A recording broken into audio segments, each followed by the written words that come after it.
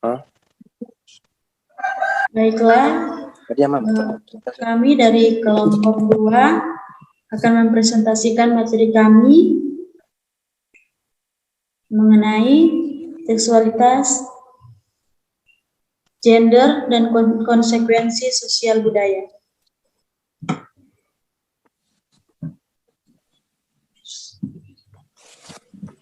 Nah, apakah seks dan seksualitas itu sama? Karena banyak dari kami atau dari kita mengira bahwa seks dan seksualitas itu sama. Ternyata seks dan seksualitas itu berbeda. Nah, seks adalah perbedaan badani atau biologis perempuan dan laki-laki yang sering disebut jenis kelamin, sedangkan seksualitas menyangkut berbagai dimensi yang sangat luas, yaitu dimensi biologis, sosial, psikologis, dan kultural. Nah, apa yang dimaksud dengan seksualitas? Seksualitas ini adalah bagaimana seseorang merasa tentang diri mereka dan bagaimana mereka mengkomunikasikan perasaan tersebut kepada orang lain melalui tindakan yang dilakukannya seperti sentuhan, pelukan, ataupun perilaku yang lebih halus seperti isyarat, gerak tubuh, cara berpakaian, dan perbedaan kata, termasuk pikiran, pengalaman, nilai, fantasi, dan emosi. Pengertian lain dari seksualitas adalah seksualitas memiliki makna yang sangat luas. Seksualitas adalah aspek kehidupan yang menyeluruh mencakup seks, gender, orientasi seksual, erotisme, kesenangan, keintiman, dan reproduksi. Seksualitas dialami dan diekspresikan dalam pikiran, fantasi, hasrat, kepercayaan atau nilai-nilai, tingkah laku, kebiasaan, peran dan hubungan. Walaupun seksualitas mencakup keseluruhan dimensi yang disebutkan, tidak semuanya selalu dialami atau diekspresikan. Seksualitas dipengaruhi oleh interaksi faktor-faktor biologis, psikologis, sosial, ekonomi, politik, sejarah, agama, dan spiritual. Nah, selanjutnya ada pengertian seksualitas menurut para ahli. Menurut Martono, tahun 1981 didefinisikan sebagai bentuk energi psikis atau kekuatan hidup yang mendorong suatu organisme untuk berbuat sesuatu yang sifatnya seksual, baik dengan tujuan reproduksi atau tidak, karena perbuatan seks itu disertai dengan suatu penghayatan yang menyenangkan. Selanjutnya, konsep seksualitas. Konsep seksualitas ini mencakup tidak hanya identitas seksual, orientasi seksual, norma seksual, praktik seksual, dan kebiasaan seksual, namun juga perasaan, hasrat, fantasi, dan pengalaman manusia yang berhubungan dengan kesadaran seksual, rangsangan, dan tindakan seksual, termasuk di dalamnya hubungan heteroseksual serta hubungan homoseksual. Hal ini mencakup pengalaman subjektif serta pemaknaan yang melekat di dalamnya. Konsep seksualitas mencakup tidak hanya secara biologis dan psikologis, namun juga dimensi sosial dan budaya dari identitas dan kebiasaan seksual. Selanjutnya, pengertian gender. Gender merupakan perbedaan yang terlihat antara laki-laki dan perempuan apabila dilihat dari nilai dan tingkah laku. Gender itu berasal dari bahasa Latin, yaitu genus, yang berarti jenis atau tipe. Gender adalah sifat dan perilaku yang dilekatkan pada laki-laki dan perempuan yang dibentuk secara sosial maupun budaya. Selanjutnya, tidak sedikit orang mengira bahwa gender dan jenis kelamin itu sama. Ternyata gender dan jenis kelamin itu memiliki perbedaan. Nah, gender dapat didefinisikan sebagai keadaan di mana individu yang lahir secara biologis sebagai laki-laki dan perempuan melalui atribut-atribut maskulinitas dan feminitas yang sering didukung oleh nilai-nilai atau sistem dan simbol di masyarakat yang bersangkutan. Lebih singkatnya, gender dapat diartikan sebagai suatu konstruksi sosial atau seks menjadi peran dan perilaku sosial. Sedangkan jenis kelamin adalah banyak dari spesies makhluk hidup terbagi menjadi varian laki-laki dan perempuan yang juga disebut sebagai jenis kelamin atau seks. Selanjutnya, kesetaraan gender. Kesetaraan gender merupakan konsep dikembangkan dengan mengacu pada dua instrumen internasional yang mendasar dalam hal ini, yakni Deklarasi Universal Hak Asasi Manusia dan Konvensi Penghapusan Segala Bentuk Diskriminasi Terhadap Perempuan. Nah, Deklarasi Universal Hak Asasi Manusia menyatakan bahwa semua manusia dilahirkan bebas dan sama, sehingga mereka mencantumkan istilah hak yang sama untuk laki-laki dan perempuan, dan juga kesetaraan hak laki-laki dan perempuan. Konsep kesetaraan gender merujuk pada kesetaraan penuh laki-laki dan perempuan untuk menikmati rangkaian lengkap hak-hak politik, ekonomi, sipil, sosial, dan budaya.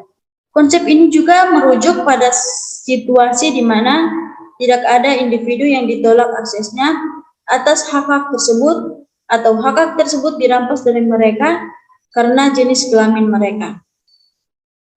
Selanjutnya ada keadilan gender.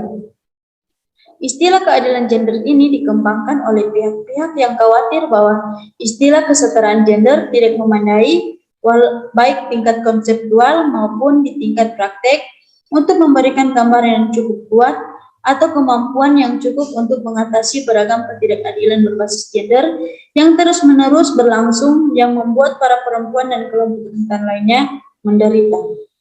Untuk mewujudkan keadilan gender diperlukan rangkaian proses yang relevan untuk menghilangkan kesenjangan antara perempuan dan laki-laki yang diproduksi dan direproduksi dalam keluarga, masyarakat, negara, serta dengan pasar. Selanjutnya akan dilanjutkan oleh teman saya. Kesetaraan gender adalah suatu pengertian bahwa ada faktor-faktor sosial yang menentukan antara laki-laki dan perempuan atas dasar tingkah laku yang mempengaruhi kemampuan mereka untuk mengakses dan mengontrol sumber daya. Kesadaran ini membutuhkan penerapan melalui analisa gender menjadi program dari kegiatan analisa gender.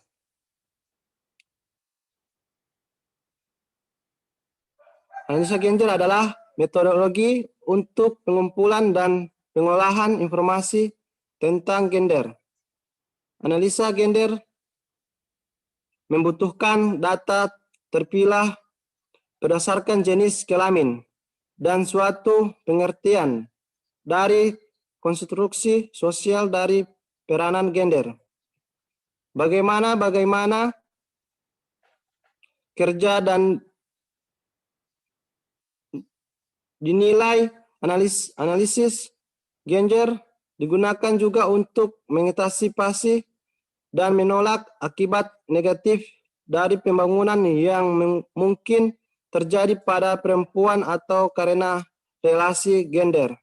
Selanjutnya.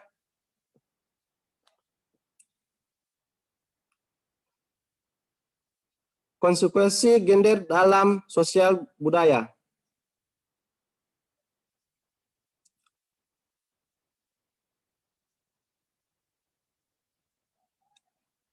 Dalam kehidupan sekarang tidak jarang kesetaraan dan keadilan sering menjadi masalah sosial.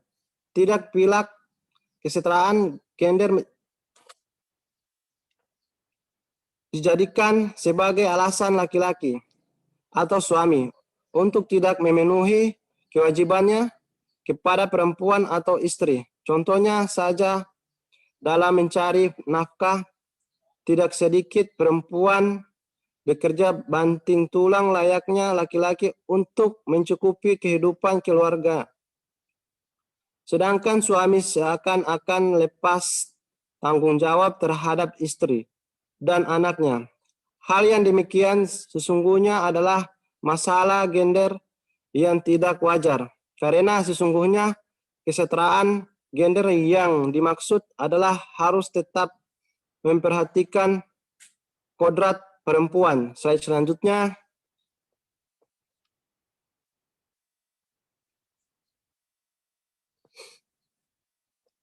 Di Indonesia masih banyak hambatan dalam pendekatan kesetaraan gender. Kenapa? Karena adanya peraturan perundang-undangan yang diskriminatif, perlindungan hukum yang dirasakan masih kurang, dan adanya budaya atau adat istiadat yang biasakan gender, contohnya ketidakadilan gender atau diskriminasi gender, yaitu kurangnya pemahaman masyarakat akan akibat dari adanya sistem struktur sosial di mana salah satu jenis atau laki-laki maupun perempuan menjadi korban. Kesetaraan gender merupakan salah satu hak asasi manusia. Hak untuk hidup secara terhormat, bebas dari rasa ketakutan, dan bebas menentukan pilihan hidup.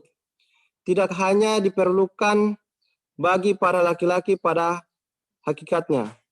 Perempuan pun mempunyai hak yang sama. Namun sampai saat ini, perempuan sering dianggap sebagai sosok pelengkap ketidakadilan. Gender ini sering terjadi dalam keluarga dan masyarakat, bahkan dalam dunia pekerjaan. Terjadi diskriminatif atau ketidakadilan gender dalam berbagai bentuk. Slide selanjutnya.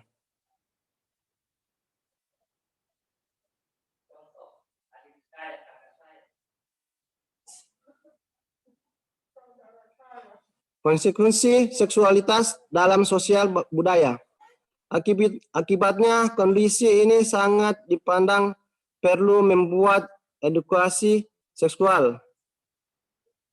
Sejak dini sangat diperlukan selain kekerasan seksual seperti pemerkosaan, perkawinan anak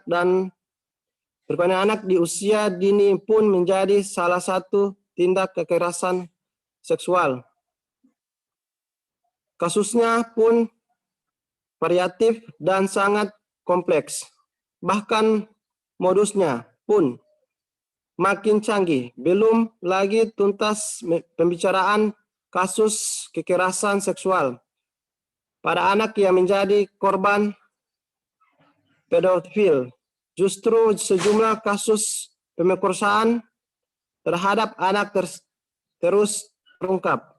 Terima kasih atas presentasi dari kelompok kami, kelompok 2, dan banyak terima kasih. Tuhan Yesus memberkati.